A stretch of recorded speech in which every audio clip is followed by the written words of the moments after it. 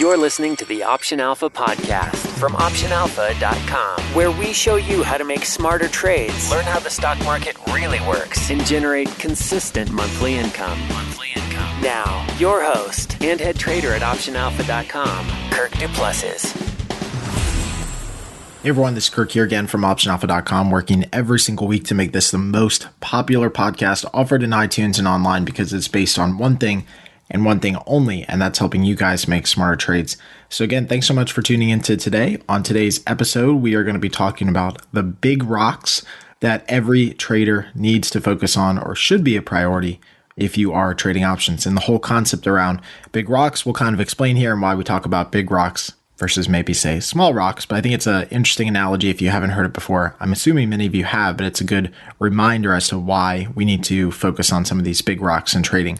Before I get into that, I still have a lot of people who don't know that we do have another podcast that we are running simultaneously with this weekly podcast, which you're listening to right now, which is our daily podcast. And it's a much shorter form podcast, maybe 5 or 6 minutes. I guess some of the episodes I think go as long as 10 minutes. So much shorter form podcasts and a kind of audio episode experience called The Daily Call. And I think it's a really catchy title and name that actually one of our members came up with. We had a contest about it a while back. So it's called The Daily Call.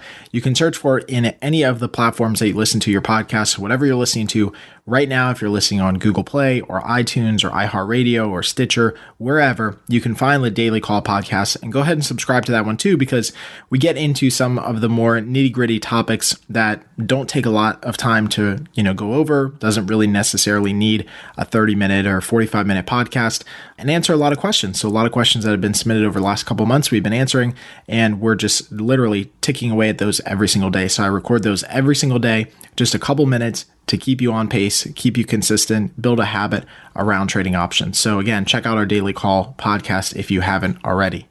All right, so on today's show, like I said, we're going to be talking about these big rocks. So why big rocks? What's the whole idea behind this? Well, you probably heard this, I don't know if it's a story or analogy, but I think it's a professor that originally said we need to fill up a jar and we start with big rocks, right? So if we're going to fill up a jar and we want to fill it up all the way, we start by putting in the big rocks first. They take up the most amount of space, right? And so you put in all these big rocks and they fill up the jar, but there's still some lingering space around that, right? And so you take much smaller rocks and now you fill up the jar with smaller rocks. Okay, and that really fills it up and it looks like it's really full now, but it's not. There's still a lot of empty space and voids. So now you start pouring sand in the jar, right? And so now you pour sand in this jar and it's, surrounds all these little rocks and all these big rocks and it kind of fills every empty space. But not really, because there's still little tiny spaces in between the grains of sand. So now you pour water in the jar and that truly fills it up all the way. So that's this whole concept that we're talking about here is what are these big rocks that we have to do first that take up the most amount of space and are the most important to filling up our jar or basically trading successfully with options. So like, what are the big things that we have to do? We can then fill in all the little things and all the little things that kind of come after these topics that we talk about on the podcast are all things that will enhance our portfolio, will make us a little bit better or a little bit more stable or reduce drawdowns or increase the win rate. But it's the big rocks that we have to take care of first. You can't do the big rocks after you do everything else. Oftentimes what I've said too is I think that people treat trading like buying a really crappy car and then trying to give it a sweet paint job. I've often used the analogy on webinars and coaching sessions that somebody buys a 1983, no offense if you have a 1983 Honda, but you buy a 1983 Honda Accord, which is a really crappy car, probably has 200, 300,000 miles on it at this point. But then you take it to some place and you get a really cool paint job, new wheels, and you really make it look sweet, right? It's totally, blinged out. It's looking hot, but it's still a really crappy car underneath, right? So no matter how much lipstick you put on that pig, it's not ever going to change. It's still basically a pig. So what I want to do today is make sure that we get back to the core, back to the root, these big rocks, these things that you have to focus on first. You take care of these, a lot of other things will generally fall in place, or you don't have to worry about as much. So stop trying to reverse stop trying to do all this stuff in reverse and take care of all these things that you think you should be taking care of without taking care of these basically 7 things first. So today we're going to talk about 7 things I think you should be taking care of, the 7 big rocks. As we go through this, of course, if you guys have questions or follow-ups, just let us know. Everything will be in the show notes page at optionalpha.com/show122. That's just the number 122, optionalpha.com/show122. So the first thing that we obviously have to talk about, and you probably saw this coming if you've been listening to any of our stuff over the last couple of years, is position size. Position size has to be the number one thing. And yet, even though I preach on this and I probably say position size 50 times a day, whether I'm talking to someone or writing emails, it still remains something that nobody does. I mean, like a lot of people, okay, let's say a lot of you do it, but a lot of you don't actually. Some people just are like, yeah, I get you, Kirk. I hear you on position size. Keep it small.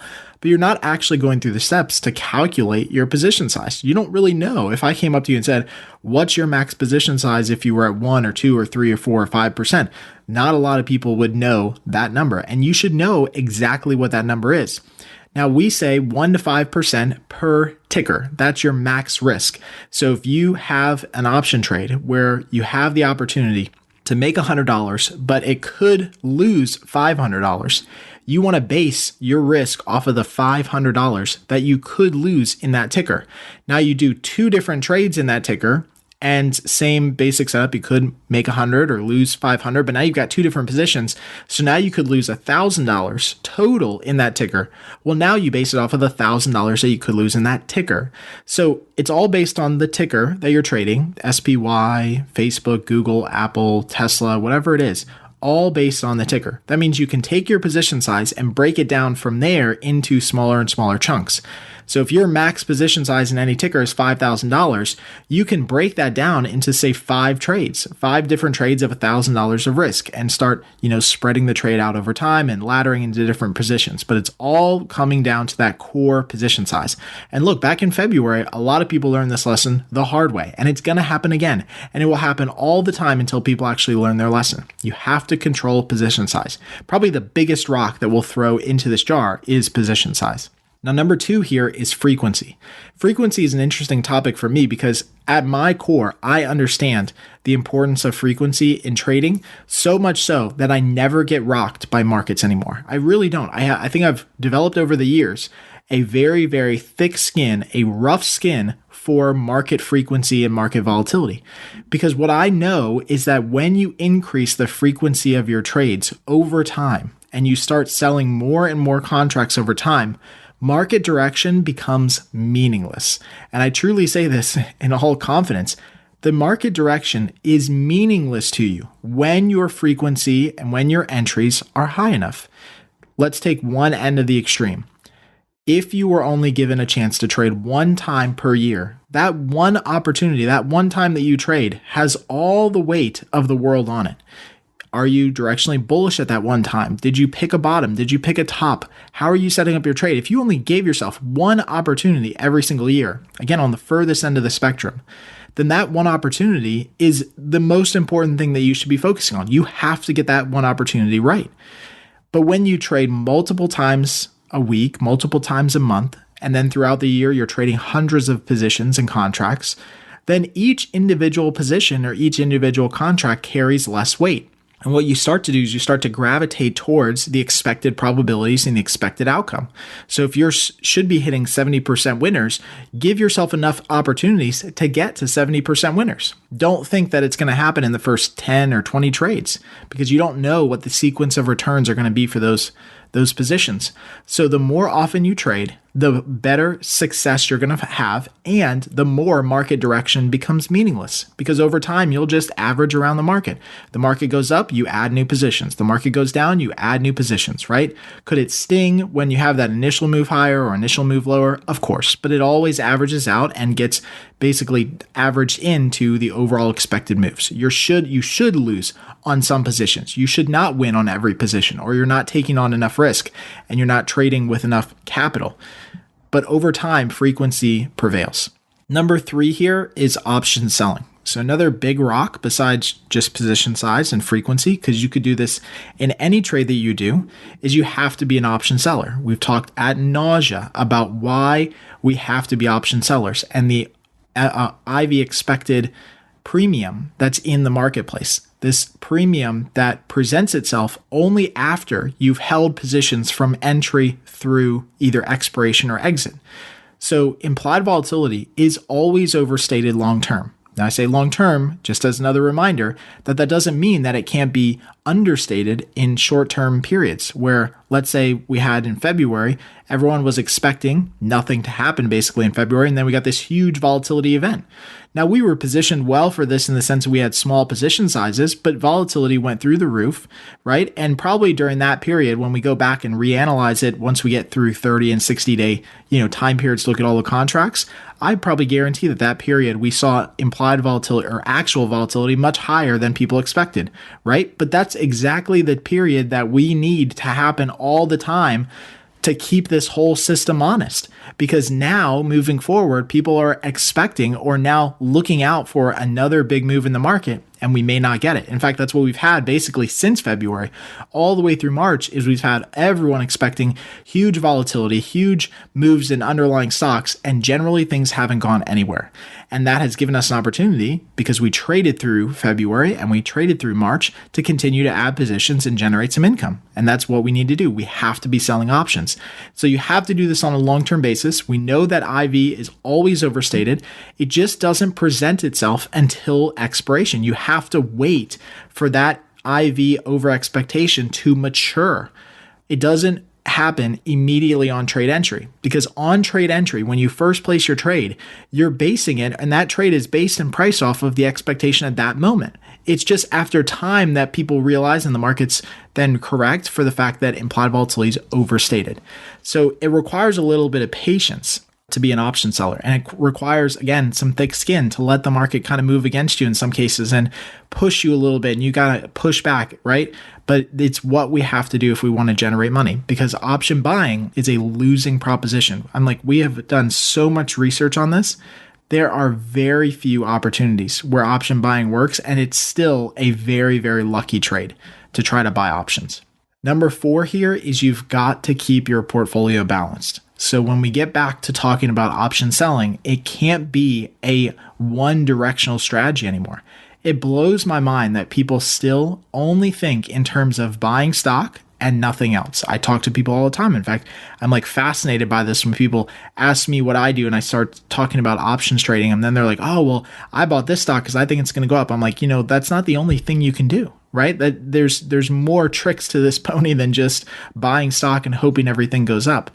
So when you start trading options, you have the beautiful opportunity to create a balanced portfolio, a portfolio that makes money in any direction within a range. And that's what we want to try to do all the time. Remember, we don't care where the market goes. I want to be in a position where if the market goes higher or lower or stays the same, I generally have an opportunity to make money. I don't want to make directional bets because I'm terrible at making directional bets. So is everyone else, right? There's nothing that really, really helps us out with making directional bets. So let's stay generally neutral for everything that we have. And let's always come back and revisit our portfolio balance. Today, we're going to talk about that in the closing bell segment where we talk about a trade that we added in the queues because it helped get us to a more balanced portfolio. Now, it doesn't necessarily mean it was a trade that I would feel I would make because maybe I feel the market's going down or maybe I felt the queues are going to continue lower, but it's not what I thought. It's what my portfolio needed. And I have to remove my emotions from that and realize that I need to make trades that are good for my portfolio, that are not good for my ego because I want to be right in something happening, right? All right, so number 5 here is you have to diversify your underlyings. So we've talked about position size, frequency, why you got to be an option seller, why you need to have a balanced portfolio. The next logical step is you can't do all of this on 1 or 2 different ETFs or contracts. You have to diversify the underlyings that you're trading. You have to trade uncorrelated as much as possible securities. Now, we've done podcasts on this before where you can look up betas and start looking at correlation matrices and tables. But the underlying theme here is try to have a little bit of everything in your portfolio. If I even just look, I'm just going to click through my portfolio right now so I can kind of see this in real time here. But if I even look at my April expirations, which are generally full, we've got a pretty good portfolio going for April. We've got DIA, which is a major market ETF. We've got EEM, which is emerging markets, EFA, another emerging market, EWY, which is South Korea, FXI, which is China, GDX, which is gold, OIH, which is oil, XOP, which is an oil and gas ETF, XLU, which is utilities, TLT, which is bonds, the Qs, SPY, right? Another major market indexes, XRT, which is a retail, XLE, which is an energy. I mean, like we have a little bit of everything. We got XHB, which is a home building ETF. Like we're trying to spread out our risks so that we're not consolidated in any one industry, ETF sector, right? We're trying to spread this out and diversify. Now, there's no magic formula for this. There's nothing that says you have to do 5 of these and you have to do 10 of these and you got to do this, right? Like don't overcomplicate this. The idea here is to spread it out so that you're trading a lot of different tickers. Now, what I like to do is if, like in generally, I like to have like 10 to 15 different tickers, right? Given the like perfect opportunity, I'd like to spread it out over 10 to 15 different tickers. But I'll rotate these tickers based on which ones have highest implied volatility.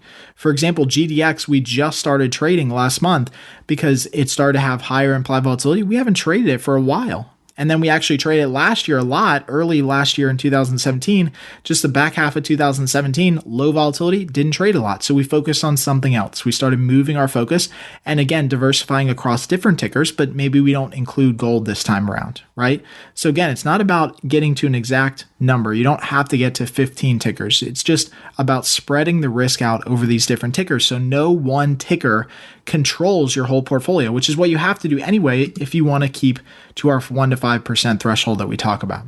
Number 6 is have directional ignorance. So we've talked about this a little bit, but I really think it's its own category in and of itself. Please be ignorant to the market direction. Don't assume you know where the market's going. A lot of times, so many times that I can't even count anymore on hands, toes, my daughter's hands and toes. I cannot even count the times where the market has, or an ETF, has risen dramatically just to completely turn around 3 days before expiration, right? Unthinkable moves that we never thought would happen all the time. You have to be ignorant to the market direction. Don't ever assume that what you see right now is the new standard, because there is no standard in the market. The market is always evolving. It's always changing, and it will always throw you through a loop. So why don't we just assume that that's going to happen anyway and build positions and build trades that focus on the things that we can control, like probability of success, position sizing, portfolio balance, the tickers we can choose, right? Like let's focus on those things and be totally just forget where the market goes at that point. Don't assume the market's going to go anywhere. Don't assume that you know what's going on and other people don't, because I'm telling you, you're going to be wrong. And that also means that if something moves against you, don't arbitrarily close it out just for the sake of closing it out. We've done numerous podcasts and have numerous case studies that prove that stop losses create more losing trades. Be a trader that has thick skin, that has the flexibility to let a trade go against you and let it come all the way back around. The case study in this one here is our IWM trade that we made basically last year in November. We made a trade in IWM last year in November, had to carry and roll the trade 3 times. And everyone said, this is stupid. It's all the way at max loss. But we kept rolling for a credit. So if we're going to roll for a credit, we're just going to extend the trade. And that was when IWM was at 160. We needed it to be at 145.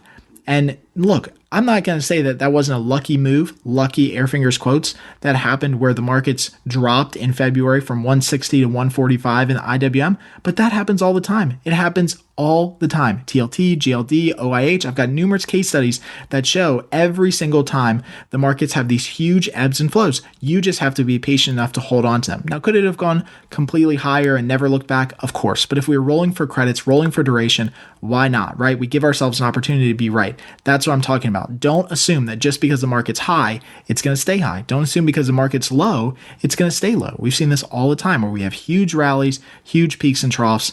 You have to be agnostic to market direction. All right, so number 7 here, and probably the most important one, is consistency.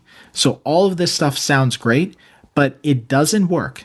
Promise you, will not work unless you stick with it. So you can't do everything that we talked about. And people get really excited about options trading. They go through all of our training. They're like, yes, let's do it. And they jump in feet first, both hands, right? Everything, full body immersion into trading for 2 months. And then they quit, or 3 months and then they quit and they just burn out. Please don't burn out. Realize right now, it's a long race. This is not an overnight get rich quick type of thing. This is a long-term wealth building system. It takes sometimes years and lots of trades to really see this pay off, but it's totally worth it. And so you have to make sure that you can be consistent in doing these things every single week and every single month, because that's what it takes. Now, we also recognize that this is a major hurdle for people to jump over. I talked about this last year at this point before anything even happened on the back end of Option Alpha, but I knew that this is a hurdle that you guys have to jump over because it's a hurdle that I had to jump over early, hence why I started doing Option Alpha and continue to run it to this day. It keeps me consistent because I have to come back here to you guys and explain what I do, and I have to make trades, right? I mean, that's part of the reason why I keep running Option Alpha is because it makes me a better trader. But I know that time commitment and consistency is a huge hurdle to cross over, which is why in the next, call it 30 to 60 days, however fast we can get this thing out to you guys, we're going to be releasing our auto trading software. And our auto trading software is revolutionary. It is revolutionizing this entire industry because nobody has this. No broker, no hedge fund, nobody has the ability to auto trade options for both entries, trade adjustments, exits. Basically, the sky is the limit as far as what you can create and what you can think up in our auto trading software. So now we can take everything that we just talked about and all of these concepts and build them into a bot that does this automatically for us and removes the time and consistency commitment that is so hard for many people to do. I get that many people come to me, and a lot of people who end up canceling their membership at Option Alpha never cancel it. Like everyone always says, it's not you, it's me. Like it's not you. Like I love the training. I just can't keep up with it. I have, obligations. I can't do it. I can't keep up with it. And I think they can, but they're just giving in or quitting, right? But this eliminates that need to have you there sitting in front of the screen, manually looking for, clicking, entering, exiting, adjusting trades. And it's going to be a little bit of a learning curve for sure, because new technology like this and new software like this is not necessarily going to be what you're used to. You're used to, and everyone's used to for the last umpteen years, doing everything manually. And now we're going to be able to build bots and templates for you that you can easily clone and get going. And you're going to be like, that was so easy. There's almost something missing, right? Like I have to be doing more work than this, right? But I think what you'll find is that you'll find when you start getting into auto trading, when it goes out, that it does help you become more consistent. It removes the time commitment that's required before you start making trades and managing and monitoring those trades on an ongoing basis. And I'm super excited about it. We'll have more details about it, obviously, as we get much closer to releasing the auto trading software. You can always catch up on ideas and feedback that I've been posting and screenshots on our Facebook page if you just go to Option Alpha inside of Facebook. But again, we're really excited about this. I think this is a huge hurdle that people have to cross over, and hopefully we'll basically eliminate this time commitment through the use of these auto trading bots that we've developed and will be releasing soon. So again, just to go through the list that we talked about here today, these 7 big rocks that should be a priority for every options trader. Number 1, keeping your position size in check. Number 2, increasing the frequency in which you're trading. Number 3, always be an option seller. Number 4, having a balanced portfolio. Number 5, diversifying your underlyings. Number 6, having directional ignorance.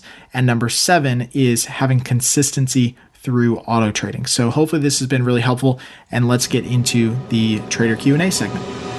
And now our favorite part of the show, Trader Q&A, where we ask a question from one of our current members about options trading. Got a question you'd like to ask Kirk to answer live on the air? Just head on over to optionalpha.com/ask and hit the record button to leave a message. That's optionalpha.com/ask. And now, here's today's question. Hi, Kirk and the Options Alpha community. My name is Chris. I've just signed up for a pro membership. I've been trading options small time since 2009 and have been pretty successful for my account size. My life circumstances have changed a lot recently, both for good and bad. Part of the good is that I have considerably more money to trade with.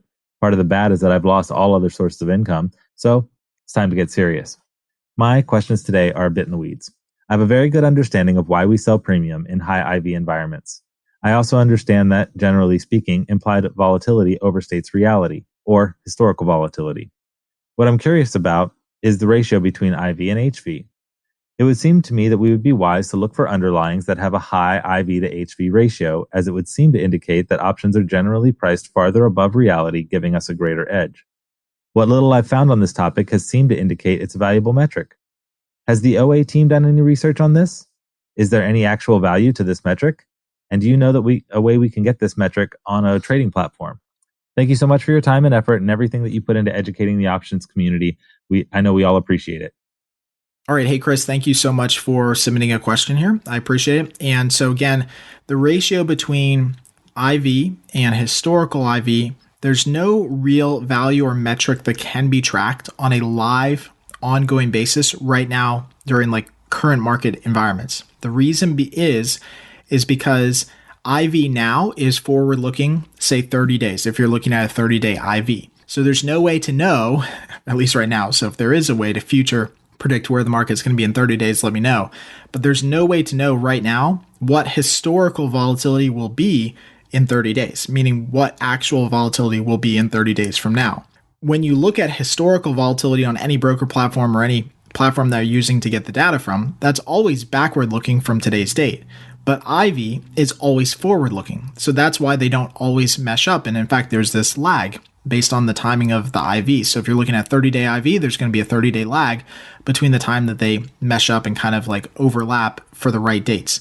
So there's ways to get these data points, but you have to adjust them. And you have to adjust them based on the parameters that we just talked about. So if you do have a platform where you can get IV or historical volatility, in either case, you have to make sure that you line them up so that they are truly overlapping the exact same time frame, say January to January 31st, right? Like January 1 to January 31st. You have to make sure they're overlapping. In some cases, what we've had to do when we scrub data and buy data, we've had to shift those basically dates so that they line up. So if implied volatility January 1st was expecting a 10% move, we got to see, okay, over that 30-day period, did we get a 10% move or not, right?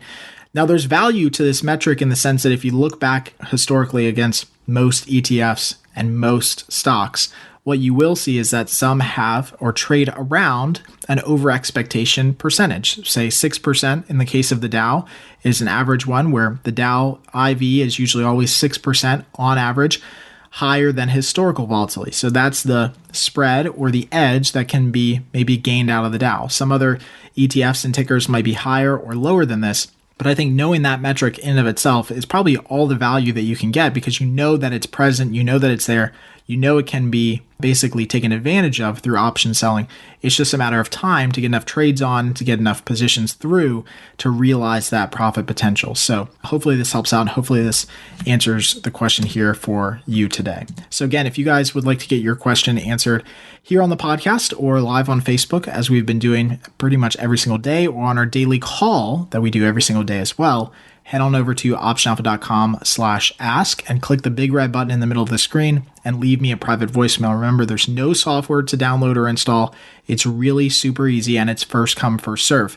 Now, before we get into the closing bell segment, again, I want to let you guys know a little bit more about our special podcast that we're doing, which is our daily call. So you can get to it at optionalpha.com/daily call. We are doing a very quick little audio segment every single day, 3, 5, 7 minutes long at tops, that answers a question or answers or clarifies a topic about options trading. So again, if you haven't already, please head on over there, subscribe to the daily call as well. Pick and choose which ones you want. I mean, like, there's a lot in there. You don't have to listen to them all, but you can pick and choose and look for the topics that interest you. And of course, we're always looking for feedback and questions. We've got lots of days ahead of us to continue to do this, so we'd love your feedback and support.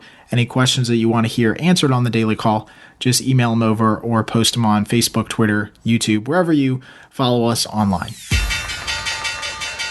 Now, the closing bell. Find out which stocks we're looking at right now, trades we're making, and hear our game plan moving forward.